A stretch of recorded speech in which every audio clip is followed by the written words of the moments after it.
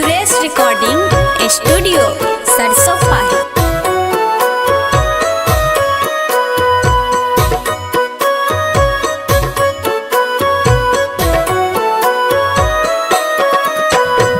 धोखा नहीं देंगे पगली दिल से काम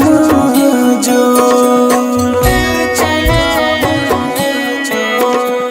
धोखा नहीं देंगे पगली दिल से काम जो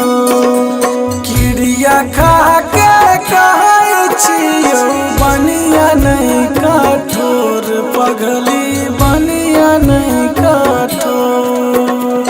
धोखा नहीं देंगे पगली दिल से काम जो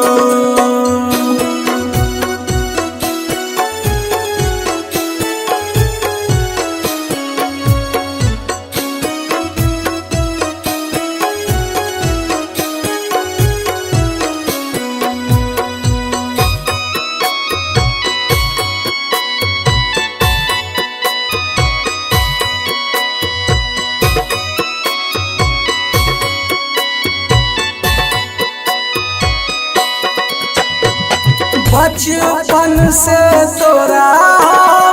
दिल में बसा के नजरों नहीं लागो के करो रख लो छुपा के बचपन से तोरा दिल में बसा के नजरों नहीं लागो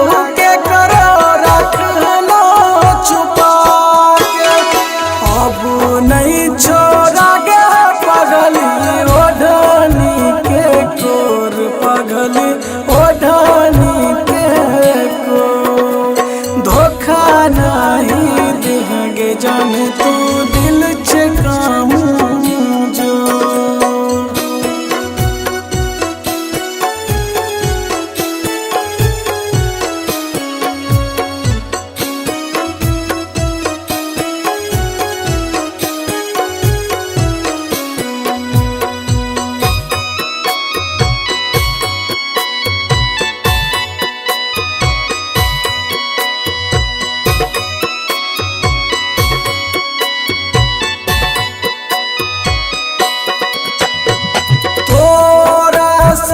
दूर भाग्य जीवन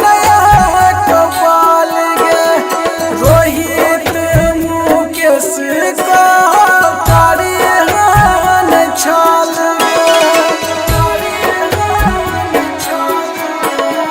तोरा से दूर भाग्य जीवन